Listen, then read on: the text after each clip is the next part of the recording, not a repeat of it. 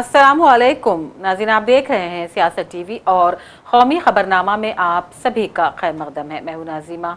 सबसे पहले नजर डालते हैं हेडलाइंस पर।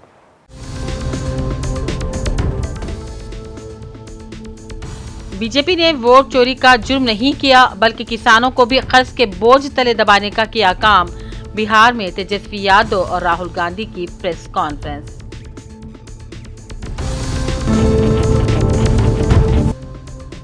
कश्मीर में मुनज़्ज़म अंदाज में आरएसएस के एजेंडे को थोपा जा रहा है। महबूबा मुफ्ती का इल्जाम।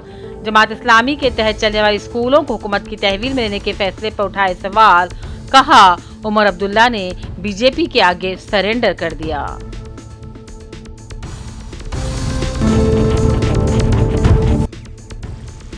उर्दू जबान को तालीम, टेक्नोलॉजी और तराजुम के हवाले से जदीद अहद के तकाज़ों से हम आहंग करने की जरूरत। नई दिल्ली में उर्दू के सेरोजा सेमिनार से दानिशवरान का खिताब।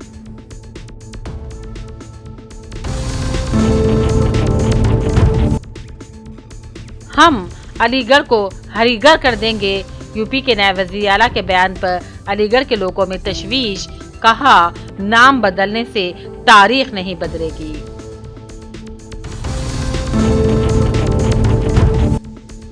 और दिल्ली में अगले 5 दिनों तक बारिश। उत्तर प्रदेश, बिहार समेत कई दीगर रियासतों के लिए भी अलर्ट जारी। हेडलाइंस आपने देखी। अब पेश है खबरों की तफसील। राहुल गांधी और तेजस्वी यादव की बिहार में वोट अधिकार यात्रा जोरों शोरों से जारी है और आज इस यात्रा के दौरान दोनों ही कायदीन ने आरारिया में एक मुश्तरका प्रेस कॉन्फ्रेंस से खिताब किया। इस मौके पर राहुल ने मोदी हुकूमत की नाकाम पॉलिसियों का जिक्र किया और कहा कि जहां बीजेपी ने वोट चोरी का संगीन जुर्म किया है तो वहीं किसानों के साथ भी बदतरीन नाइंसाफी करते हुए उन्हें कर्ज के बोझ तले दबा दिया। चिराग पासवान बोल रहे कि तेजस्वी यादव अब कांग्रेस के पिछलग्गू बन के घूम रहे हैं। भाई वो तो हनुमान किनके हैं आपको तो पता ही है, उन पर ज्यादा हम नहीं बोलेंगे। हम लोग तो जनता के हनुमान हैं, वो व्यक्ति विशेष के हनुमान हो सकते हैं। देखिए, हम चाहेंगे कि मुद्दे पे बात हो। चिराग पासवान आज का इशू नहीं है, मुद्दा नहीं है, ना जनता उनको पूछती है। आज लोकतंत्र की हत्या की जा रही है, संविधान को मिटाया जा रहा है। तो चिराग पासवान से अगर आप सवाल जो पूछ रहे हैं, हम इस पे कोई टिप्पणी नहीं करेंगे, लेकिन उनको सलाह जरूर देंगे। हमारे बड़े भाई जल्द से जल्द शादी कर लें। आईएएनएस से अभिषेक मेरे लिए भी एप्लीकेबल है।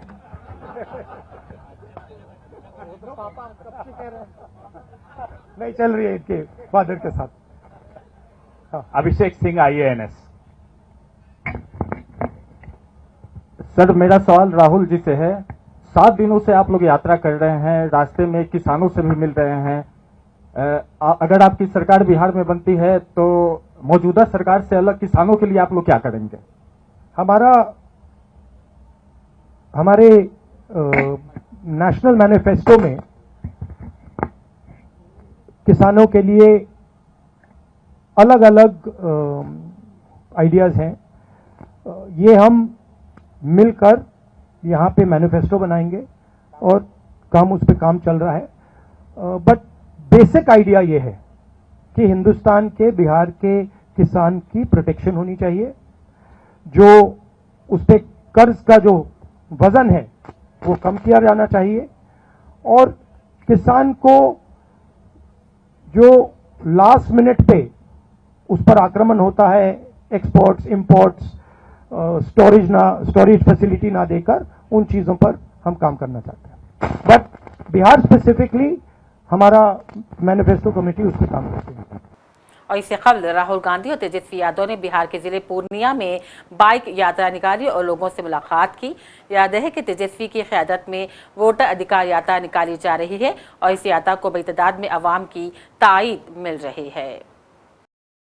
मरकजी वज़ीर दिफा राजनाथ सिंह ने इंडियन एयरफोर्स स्पेस कॉन्फ्रेंस में हिंदुस्तान की खलाई वज़न की तारीफ की। उन्होंने कहा, जब शुभांशु खला में गए थे तो उन्होंने न सिर्फ मुसल्लह अफवाज का और हिंदुस्तान का नाम रोशन किया बल्कि पूरी इंसानियत का नुमाइंदा बन गए। उनका कहना था, आपकी शिराकत तारीख में दर्ज की जाएगी। और मुझे बताया गया है कि शुभांशु ने कला में भी काश्तकारी की है। वाज़ेह है कि हिंदुस्तान एक ज़राई मुल्क है, लेकिन मैंने कभी सोचा नहीं था कि हिंदुस्तान का कोई किसान और किसान आपके खला में जाकर ज़िराअत करेगा। ये तजुर्बा हमारे आने वाले मिशन में बहुत मददगार साबित होगा। राजनाथ सिंह ने कहा, आज हम एक ऐसे दौर में दाखिल हो रहे हैं जहां खला अब महज फौजी ताकत या तकनीकी सलाहियतों की अलामत नहीं रहा, ये इंसानी तहजीब के इज्तिमाई सफ़र में एक नया संग मील बन गया है। की भी बात होती है, क्योंकि हमारी यह निश्चित धारणा है साइंस का स्टूडेंट होने के बावजूद भी कि मनुष्य के जीवन में क्या इस होल यूनिवर्स में जितनी भी एक्टिविटीज होती हैं सब कुछ प्री डेस्टिन्ड है। और आप चारों का भी सिलेक्शन हुआ ट्रेनिंग के लिए, तो यह भी मैं मानता हूं कि परमात्मा ने पहले से ही इसको निर्धारित कर रखा था कि आपको यह अवसर जिंदगी में प्राप्त होगा, और वो अवसर आप सबको प्राप्त हुआ है। आप सभी ने ट्रेनिंग के दौरान जो टेम्परामेंट दिखाया वह अपने आप में न केवल इम्प्रेसिव था बल्कि मैं कहूंगा कि एक्सलेंट था।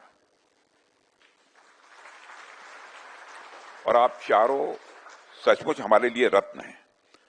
न सिर्फ आप चारों रत्नों बल्कि आपके परिवारजनों को आपकी सफलता के योगदान के लिए और इस सफलता में योगदान देने वाले अन्य भी व्यक्तियों को तथा समस्त देशवासियों को मैं इस मंच से बधाई देता हूं। और इस समारोह के माध्यम से आप सभी का सम्मान करके मुझे बेहद खुशी हुई है। खुशी ही नहीं हुई है, मैं स्वयं को भी गौरवान्वित महसूस कर रहा हूं।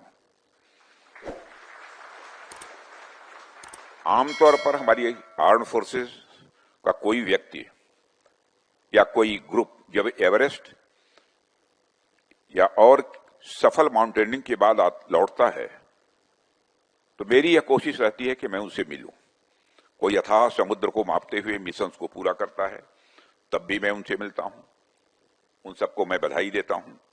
ऐसे में जब हमारे देश का लाल अंतरिक्ष की असीमित ऊंचाइयों को छूकर लौटे और आसमान में भारत का नाम रोशन करे, तो मैं भला उनसे मिलने और उनके सम्मान करने से कैसे चूक सकता हूं।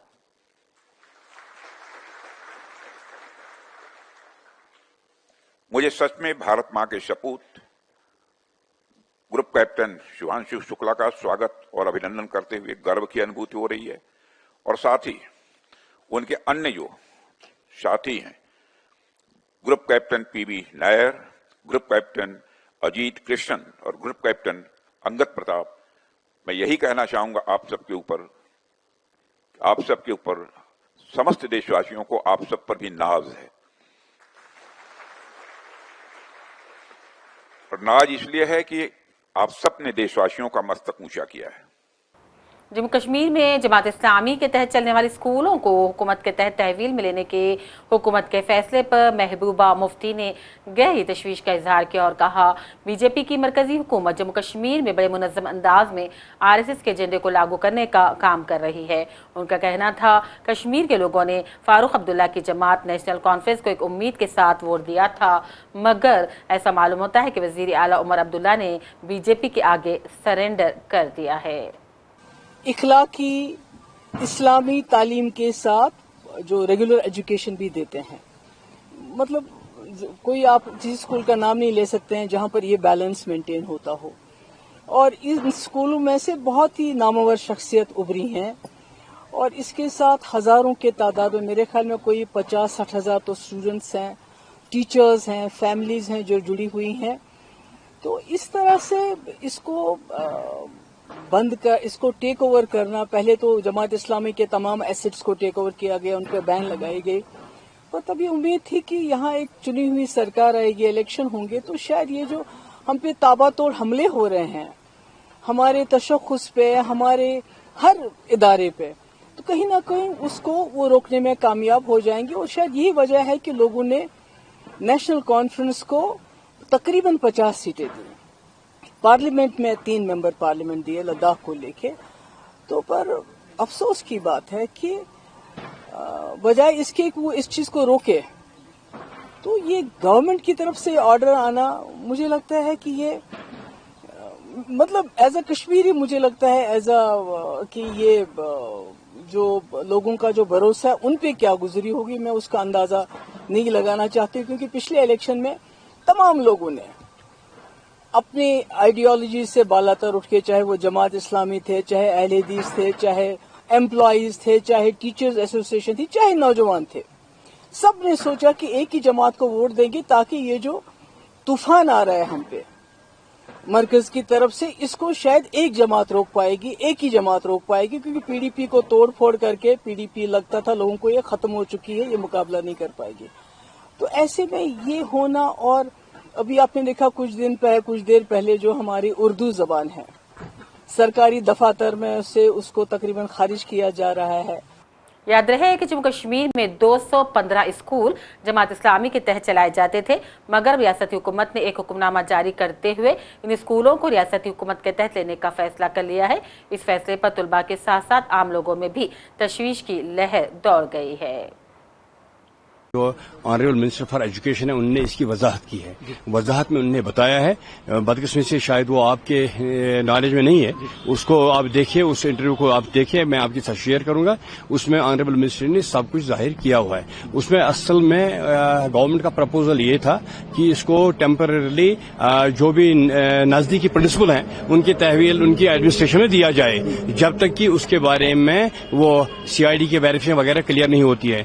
ये मैं बात जरूरी बताना चाहूंगा, आज से पहले जो डिस्पेंसेशन थी सरकार थी 2016 वगैरह में, ये उन्हीं के वक्त के दौरान सीआईडी ने उनके खिलाफ नेगेटिव रिपोर्ट दिया हुआ है। लेकिन आज गवर्नमेंट ख्वाह है कि इनको ये बाज़ाब्ता तौर ये चलाने के लिए एक निज़ाम हो जाए, लेकिन निज़ाम बन जाए। लेकिन इसमें क्या हुआ है, गवर्नमेंट का ये मंशा कुछ और लेकिन आर्डर कुछ और। इस पर ऑनरेबल एजुकेशन मिनिस्टर देख रहे हैं, उन्होंने आज सुबह ही वजाहतन अपनी एक सोशल मीडिया मैसेज में क्लियर किया हुआ है कि मेरा प्रपोजल ये था कि इनको इनकी एडमिनिस्ट्रेशन जहां भी स्कूल है नजदीकी प्रिंसिपल चलाएंगे, जो वहां के हायर सेकेंडरी प्रिंसिपल हैं, जब तक इनकी वो वेरिफिकेशन वगैरह क्लियर न हो जाए। लेकिन गवर्नमेंट का आर्डर इसके बरकस आया हुआ है, उस पर गवर्नमेंट देख रही है। उधर बिहार के पटना में गुज़िश्ता रोज एक सेमिनार के दौरान वजीर आला बिहार नीतीश कुमार ने ऐलान किया है कि तलाकशुदा मुस्लिम खवातीन के लिए 24,000 रुपये की फौरी इमदाद फराहम की जाएगी। उनका कहना था तलाकशुदा खवातीन की जिंदगी बहुत मुश्किल हो जाती है, इसीलिए हुकूमत उनकी जिंदगी को आसान बनाने के मकसद से उन्हें रोजगार देने पर गौर कर रही है। उन्होंने मज़ाहिया अंदाज में मुस्लिम मर्दों को मशवरा दिया कि वो अपनी बीवियों को तलाक ना दें तो बेहतर होगा। उनका कहना था एक तलाकशुदा खातून के लिए समाज में रहना, जिंदगी की गाड़ी चलाना बहुत मुश्किल और दुश्वार कुन हो जाता है। मुस्लिम महिलाओं जो पति के छोड़ने के बाद, आप मुस्लिम कम्युनिटी में भी बहुत लोग महिला को छोड़ देते थे अपने पति, तो उनको कोई कुछ नहीं देखता था, और ये भी हम लोगों को पता चला। अब आप लोग तो देखिए किसी को छोड़िएगा बात नहीं, महिला को छोड़ दिया था, तब उसके बाद जब हम लोगों को मालूम हुआ तो हम लोग महिलाओं के लिए जब इन लोगों के बारे में सुना तो हम लोगों ने उन लोगों के लिए काम करना हम लोगों ने शुरू किया। और आप जानते हैं कि मुस्लिम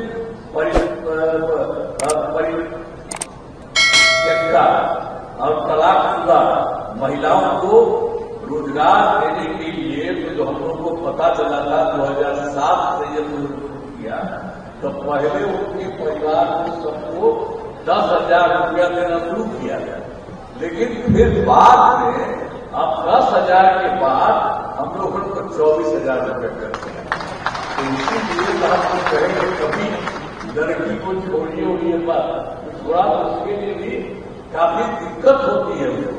तो इसलिए हम लोगों ने सरकार की तरफ से देखा कि भाई उनको भी महिलाओं को दे दिया जाए ताकि उसको कोई तरह की दिक्कत नहीं हो। तो ये सब मुस्लिम समुदाय में यही सब काम किया, दूसरे के लिए नहीं है, ये सब मुस्लिम समुदाय के लिए माइनॉरिटी का ही है। तो ये सब हम लोगों ने इसको भी कर दिया, अब 25,000 में कर दिया है।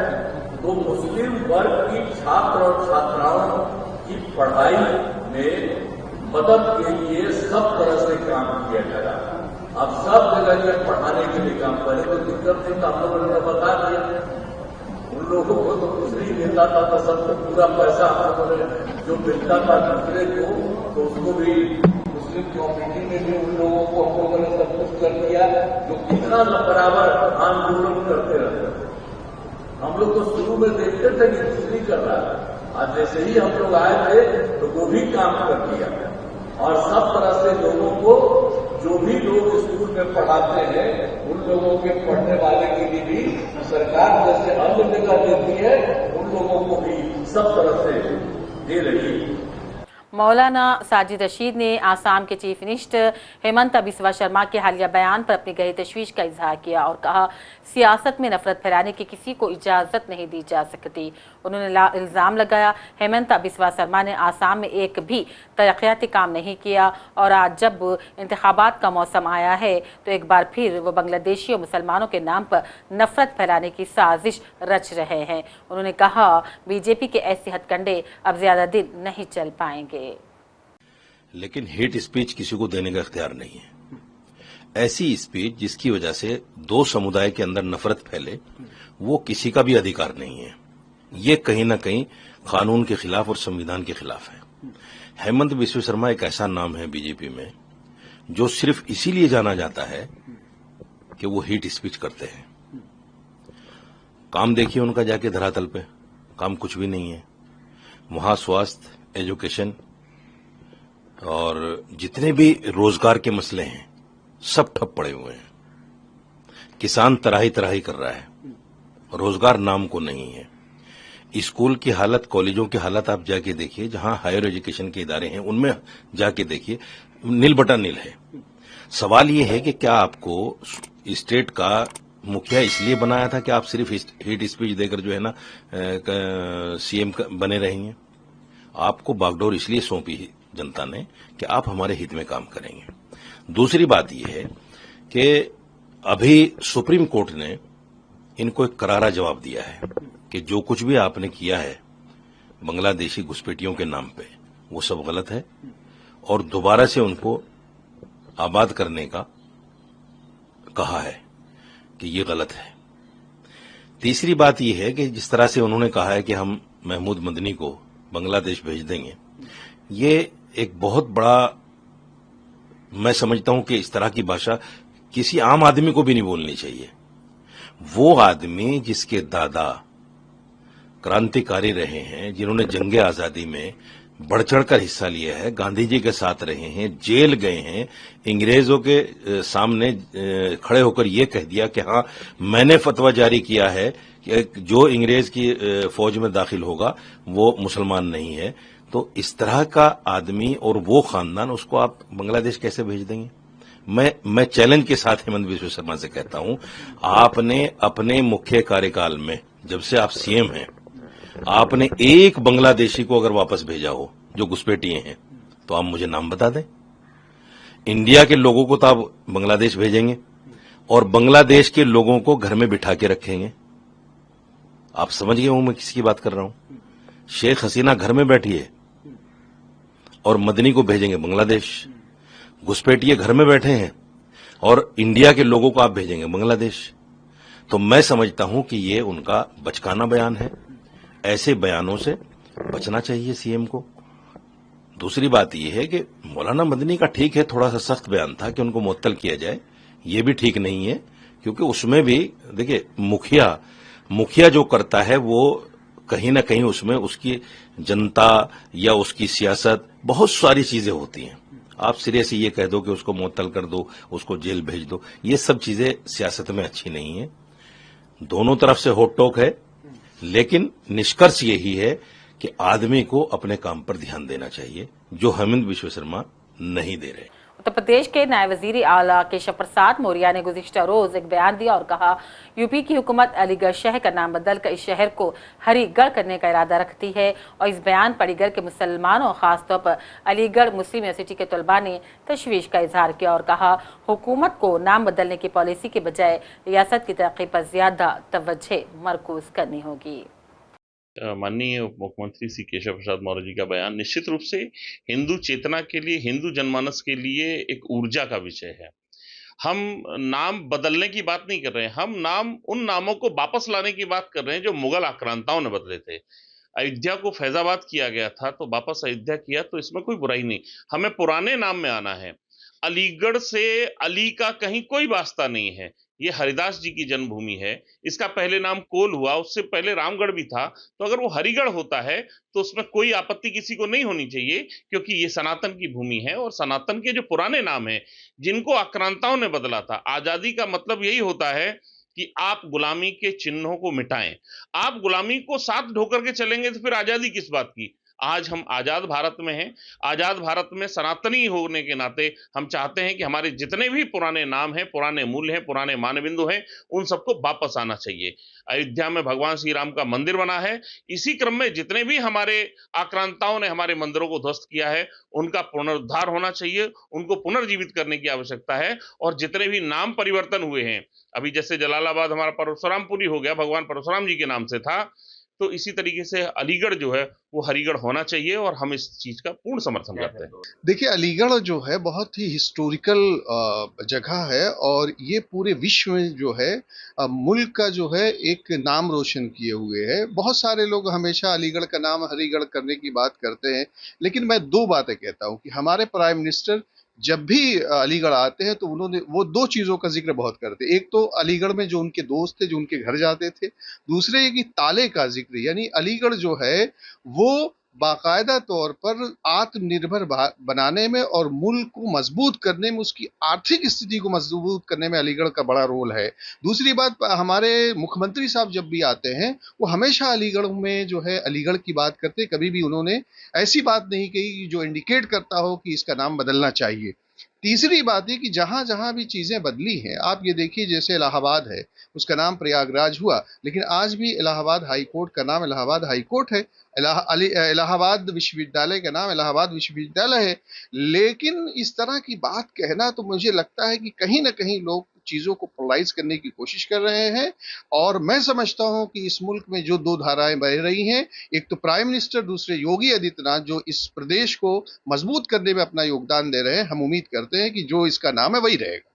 कौमी कौंसिल बराए फरोग़ उर्दू ज़बान के ज़ेर एहतमाम जारी से रोज़ा कौमी सेमिनार बउनवान उर्दू ज़बान का मुस्तक़बिल विकसित भारत के तनाजुर में दूसरे दिन 3 तकनीकी सेशंस का इनेकाद अमल में लाया गया, जिनमें मुल्क के मुमताज़ अहले इल्म दानिशवरान ने खिताब किया और अपने ख्यालात का इजहार किया। उर्दू कौंसिल की जारी करदा रिलीज़ के मुताबिक आज के पहले सेशन का उन्वान था बच्चों के ख्वाबों का हिंदुस्तान, कौमी तालीमी पॉलिसी के तनाजुर में।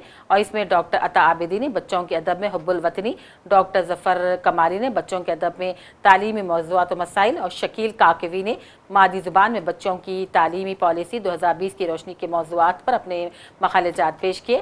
प्रोफेसर गजनफर ने अपने सदाती खिताब में मकालों पर रोशनी डाली और कहा, नई कौमी तालीमी पॉलिसी की रोशनी में बच्चों की तालीम और तरबियत का बेहतर मियार क्या किया जा सकता है, मुनज़्ज़म मनसूबाबंदी की इस पर ज़रूरत है। उधर मुल्क भर में मानसून चल रहा है। दिल्ली, यूपी समेत कई रियासतों में मुसलसल बारिशें हो रही है। महकमे मौसमियात ने अगले 24 से 26 घंटों तक जम्मू कश्मीर, हिमाचल प्रदेश, उत्तराखंड, हरियाणा, पंजाब, दिल्ली, एनसीआर, राजस्थान, उत्तर प्रदेश और बिहार में हल्की सी शदीद बारिश का इम्कान का इजहार किया है। IMD ने मुल्क के कई दीगर हिस्सों में भी तेज़ बारिश की वार्निंग दी है। हफ्ते की देर रात दिल्ली NCR में मूसलाधार बारिश हुई और आज भी राजधानी में बारिश का इम्कान है। दिल्ली में आंधी बारिश का सिलसिला 29 अगस्त तक जारी रह सकता है और राजस्थान में भी बारिश ने बड़ी तबाही मचा कर रख दी है। और दूसरी जानिब हुकूमत दिल्ली ने यमुना के पानी की सतह बढ़ाने की वजह से यमुना के किनारे रहने वाले लोगों के लिए खैमे लगाकर उन्हें आर्जी रिहायशों में भेज दिया है। यमुना के पानी की सतह खतरे के निशान से पार करने के बाद नदी के किनारे रहने वाले शहरियों के लिए खैमे लगा दिए गए हैं। हुकूमत ने खैमों में रहने वाले लोगों के लिए ग़िज़ा और तिब्बी ज़रूरियात का इंतज़ाम कर दिया है। आखिर में हेडलाइंस पर डालते हैं एक और नज़र।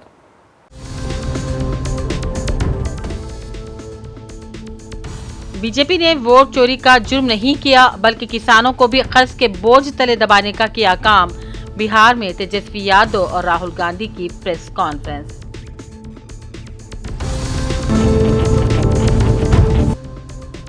कश्मीर में मुनज़्ज़म अंदाज में RSS के एजेंडे को थोपा जा रहा है, महबूबा मुफ्ती का इल्जाम। जमात इस्लामी के तहत चलने वाले स्कूलों को हुकूमत की तहवील में लेने के फैसले पर उठाए सवाल, कहा उमर अब्दुल्ला ने बीजेपी के आगे सरेंडर कर दिया।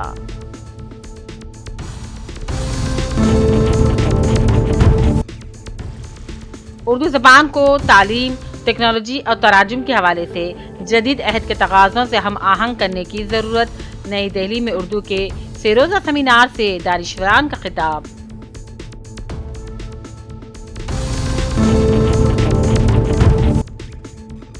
हम अलीगढ़ को हरीगढ़ कर देंगे। यूपी के नए वज़ीर आला के बयान पर अलीगढ़ के लोगों में तशवीश। कहा, नाम बदलने से तारीख नहीं बदलेगी।